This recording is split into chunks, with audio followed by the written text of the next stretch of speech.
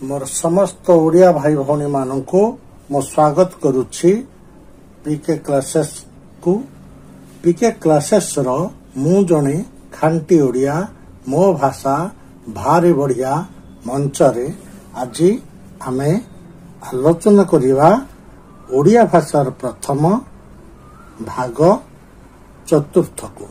प्रथम ओडिया साप्ताहिक संवाद पत्र ना कौन? प्रथम ओडिया साप्ताहिक संवाद पत्र ना होउछि उत्कल दीपिका। प्रथम ओडिया शिशु साहित्य पत्रिकार ना कौन?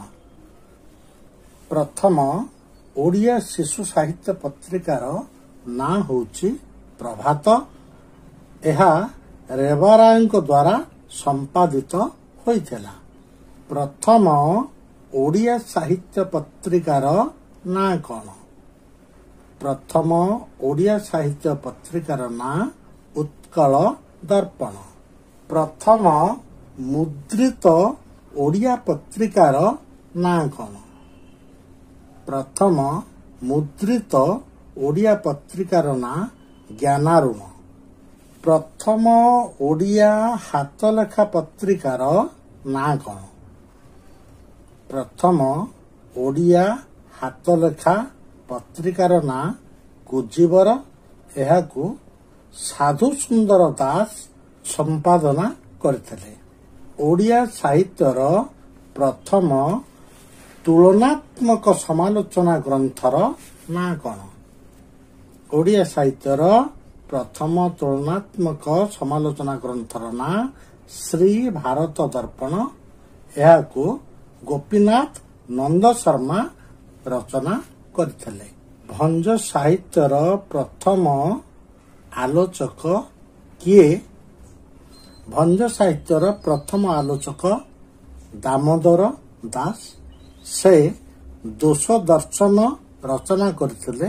दोष दर्शन रे भंज साहित्यर आलोचना करथिले।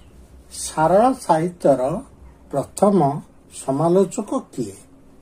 सारला साहित्यर प्रथम समालोचक हेउचंती गोपीनाथ नंद शर्मा। से श्री भारत दर्पण ग्रंथरे सारला साहित्यर समालोचना करथिले। ओडिया साहित्यर प्रथम चौतीसार ना कौन? ओडिया साहित्यर प्रथम चौतीसा हेउछि कलछा चौतीसा। एहाकू बत्सा दास रचना करथिले। ओडिया भाषार प्रथम कोइली गीतर ना कौन? ओडिया भाषार प्रथम कोइली गीतर ना हेउछि केशव कोइली।